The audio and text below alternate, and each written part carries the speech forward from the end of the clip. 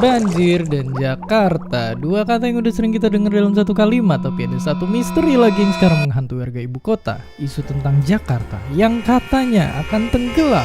Kalau udah ditambah macet, polusi, dan anak ala yang hobinya geber knalpot, semua itu bikin kepala pusing sampai ibu kota pengen dipindahin. Tapi pertanyaannya, benarkah Jakarta akan tenggelam? Dan kalau benar, kapan sebaiknya kita mulai belajar berenang? Oke, pertama-tama siap-siap bawa pelampung karena ya data nunjukin kalau di beberapa tempat permukaan tanah itu makin turun sepanjang kurang lebih penggaris sekolah kita tiap tahunnya. Sejak 40 tahun yang lalu penurunan tanah terus-terusan tambah parah. Dan bahkan para ahli memprediksi bahwa tahun 2050 nanti sebagian besar Jakarta bakal berada di bawah permukaan laut. Gila banget.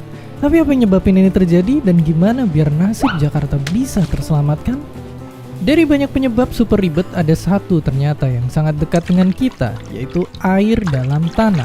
Sekarang bayangin ada lebih dari 10 juta manusia di Jakarta, yang pastinya butuh minum, mandi, sampai nyiram jalan kalau lagi terik siang bolong. Dan kalau dihitung dalam setahun, penduduk Jakarta butuh lebih dari 1 miliar liter air bersih yang kalau divisualisasiin itu bisa ngisi setengah volume piramida Giza. Masalahnya, lebih dari setengah penduduk Jakarta ngambil air ini dari tanah dan cuma sedikit sisanya yang dari air pipa. Tapi mengerikannya, kondisi ini nggak disadarin karena faktanya cuma ada 4 ribuan sumur yang terdaftar dan diperkirakan ada 10 ribu sumur bor ilegal di Jakarta. Banyak orang nyedot air tanah karena sayangnya perusahaan air pipa belum bisa ngejangkau semua orang. Dan ditambah penegakan izinnya juga masih suka sulit. Tapi terus ngomong-ngomong soal air tanah, ini diperparah sama pembangunan yang tiap tahun makin gila-gilaan. Sayangnya terkadang pembangunan ini berjalan dengan ngambil jatah ruang terbuka hijau. Jadi kalau kita ngeliat data dari 2007 sampai 2013, Jakarta kehilangan ruang terbuka hijau seluas 30.000 lapangan bola. Jadinya air tanah yang biasanya keisi ulang tiap habis hujan, resapannya itu jadi berkurang banget karena ketutupan lantai beton. Gak cuma bikin air tanah itu gak keresep, tapi juga ngundang datangnya musuh bebuyutan ibu kota.